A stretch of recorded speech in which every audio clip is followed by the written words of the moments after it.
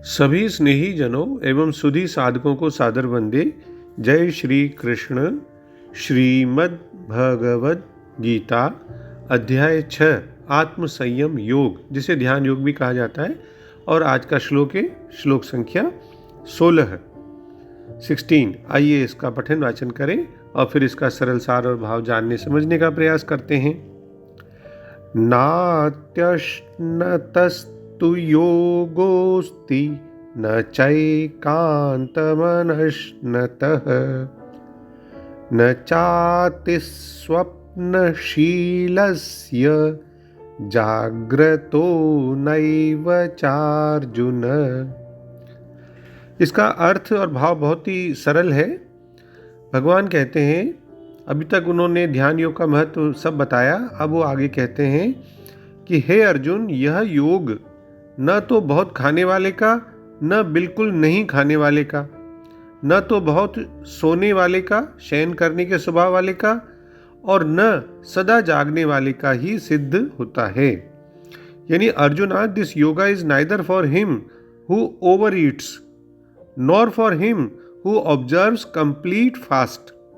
It is neither for him who is given to too much sleep, nor even for him who is ceaselessly awake.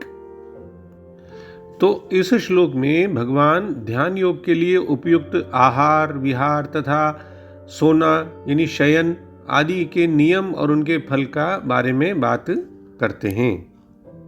तो पहले पदच्छेद के माध्यम से शब्दों का हिंदी अर्थ देख लें। अर्जुन, हे अर्जुन, योगः यह योग, न तो अति बहुत, अश्नतः खाने वाले का, च और न ही, एकांतम बिल्कुल, अनश्नतः नहीं खाने वाले का, च तथा न तो अति बहुत, स्वप्नशीलस्य यानी शयन करने के स्वभाव वाले का, च और न तो जागृतः जागने वाले का, एव ही अस्ति सिद्ध होता है।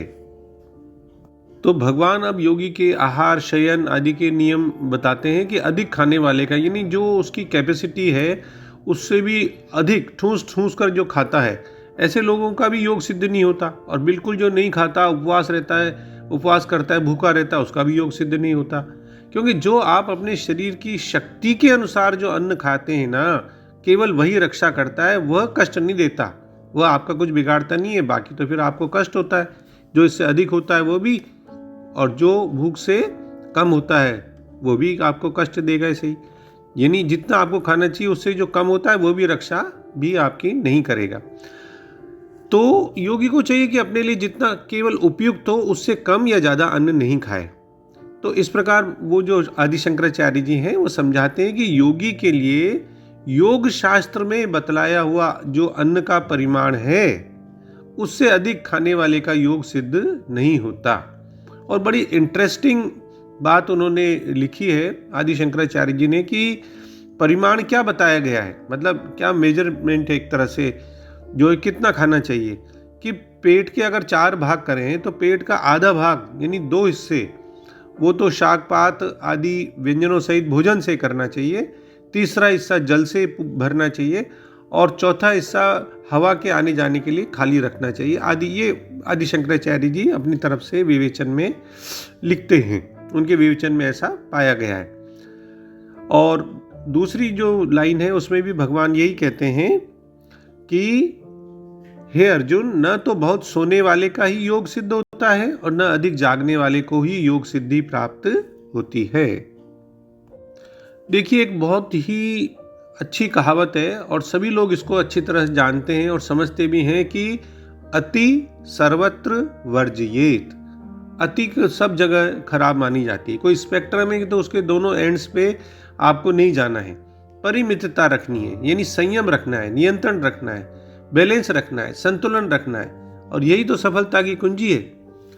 और एक और बड़ी इंटरेस्टिंग बात स्वामी चिन्मयानंद जी भी इसकी व्याख्या में लिखते हैं कि यहाँ खाने का अर्थ केवल मुख के द्वारा अन्न भक्षण ही नहीं है, बल्कि सभी इंद्रियों के द्वारा किए जाने वाले विषय ग्रहण से भी है।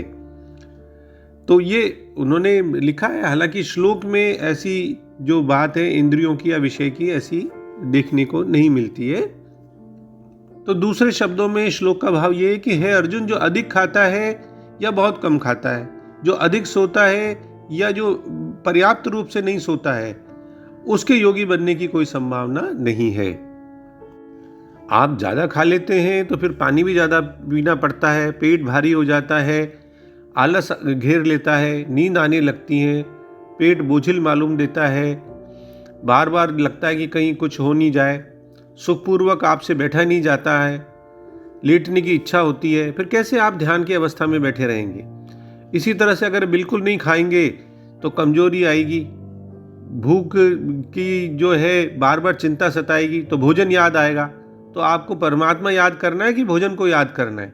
कमजोरी के मारे आप सीधा बैठ नहीं सकते, सिर, गर्दन और कमर को जो है, एक रीढ़ की हड्डी को भी एक सीध में रखने की बात कही गई है। तो आप में शक्ति कम हो जाएगी, तो आप आगे झुक सकते हैं, गिर सकते हैं। ज़्यादा जब भूखे रहते हैं तब भी थकान के मारे जो है शरीर शिथिल हो जाता है, लेटे रहने का इच्छा होती है कमजोरी के मारे, बैठ के अभ्यास करना कठिन हो जाएगा, आपका चित्त परमात्मा में नहीं लग सकता, तो फिर उस योग कैसे सिद्ध होगा। इसी तरह से जो बहुत ज़्यादा सोता है, बार बार नींद आती है, तो फिर बैठे रहने में भी उनको नींद आने लग जाएगी, लेटे रहना उनको ज़्यादा अच्छा लगेगा। इसी प्रकार से अगर बिल्कुल नहीं सोते हो, पर्याप्त रूप से नींद नहीं लेते हो, तो भी योग की सिद्धि नहीं हो सकती है, क्योंकि फिर आपको नींद सताएगी, ऊंघ आएगी, आप झपकी लेने लग जाओगे, तो फिर कैसे योग का अभ्यास करोगे। तो कुल मिलाकर वही बात है कि खाने और सोने में संयम और संतुलन होना चाहिए, यही योग के लिए श्रेष्ठ है। यानी मध्यम मार्ग अपनाएं, अति सर्वत्र वर्जिएत। तो भगवान ने साधना के ध्येय का वर्णन किया, अब नियमों का पालन करने के लिए भी भगवान कह रहे हैं। हाँ, एक बात देखने में आती है कि जो आध्यात्मिक मार्ग पर चलना चाहते हैं ना, कई बार खुद साधक ऐसा समझते हैं, कई बार उनको कुछ दूसरे लोग बाग अपने अधूरे ज्ञान के कारण ऐसा कहते हैं कि भाई तुम तो आत्मा हो, तुम शरीर नहीं हो। तो वो केवल फिर साधक आध्यात्मिक साधना में ही लिप्त हो जाते हैं, अपने शरीर की देखभाल करना छोड़ देते हैं, शरीर की तरफ ध्यान देना छोड़ देते हैं कि कितना सोना चाहिए, कितना जागना चाहिए, कितना खाना चाहिए, कितना नहीं खाना चाहिए। अब ऐसी अगर उनकी धारणा बन जाती है ना, तो ये धारणा उन्हें फिर बहुत आगे तक नहीं ले जा सकती। यह तो सत्य है बिल्कुल कि हम शरीर नहीं है, लेकिन फिर भी हम जब तक जीवित हैं, जब तक ये शरीर आत्मा का वाहक तो है ना, तो इसकी देखभाल हमें कृतज्ञता पूर्वक करनी चाहिए। और इसीलिए जगह जगह हमारे ग्रंथों में भी आया है, जैसे आयुर्वेदिक ग्रंथ है चरक संहिता, उसमें आया है शरीरम आद्यम खलु धर्म साधनम। ये एम्स दिल्ली का भी एक एम्ब्लेम के ऊपर लिखा रहता है, उनके ऊपर ध्येय वाक्य वहां पे भी, कि हमारा शरीर हमें हमारे कर्तव्य पूरे करने के लिए एक साधन मात्र है। तो जो कर्तव्य है उनमें धार्मिक गतिविधियां भी शामिल हैं। तो यदि शरीर अस्वस्थ हो जाता है तब आध्यात्मिक कार्यों में बाधा आएगी कि नहीं आएगी। रामचरितमानस ने भी शरीर की देखभाल के बारे में कहा है, तन बिनु भजन वेद नहीं बरना, अर्थात वेद शरीर की उपेक्षा करने की अनुशंसा नहीं करते हैं। ईशोपनिषद में भी आया है 9 में, अंधतमः प्रविश्यन्ति ये विद्याम उपासते। मतलब जो पूरा श्लोक है उसका भाव ये है कि जो केवल भौतिक विज्ञान को पोषित करते हैं, भौतिक विज्ञान से यहाँ फिजिक्स से नहीं है, भौतिक विज्ञान मतलब फिजिकल साइंस है, जो शरीर संबंधी पूरा विज्ञान है उसको पोषित करते हैं, वे नरक में जाते हैं। किंतु जो केवल आध्यात्मिक ज्ञान को पोषित करते हैं वे और अधिक गहन नरक में जाते हैं। यानी केवल हमें एक तरफ नहीं रहना है, बैलेंस रखना है दोनों के बीच में। तो शरीर की देखभाल के लिए जो फिजिकल साइंसेज हैं सभी, उनके साथ मतलब शरीर की देखभाल संबंधी विज्ञान वो और आध्यात्मिक ज्ञान, ये हमारे भीतर की दोनों चीज़ों में बैलेंस होना चाहिए। शरीर के लिए अगर फिजिकल साइंसेज हमारे को उनकी जानकारी और उनका पालन आवश्यक है, तो भीतर की दिव्यता बनी रहे उसके लिए आध्यात्मिक ज्ञान अनिवार्य है। तो जीवन के लक्ष्य तक पहुंचने के लिए हमारे जीवन में दोनों का संतुलन होना चाहिए। इसीलिए तो योगासन, प्राणायाम, उपयुक्त आहार विहार ये वैदिक ज्ञान का अनिवार्य अंग है। चारों वेदों में प्रत्येक वेद का एक उपवेद होता है, जैसे अथर्ववेद का सहायक वेद आयुर्वेद है, जो औषधि चिकित्सा और उत्तम स्वास्थ्य का प्राचीन विज्ञान है।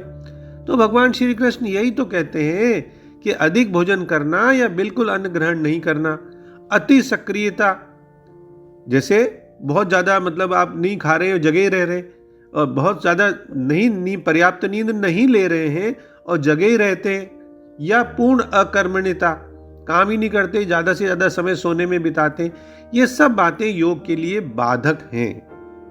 भोजन और नींद में संयम बरतना योग का अनिवार्य तत्व है, पहला नियम है। कहते हैं ना कि स्वस्थ शरीर में ही स्वस्थ मन निवास करता है।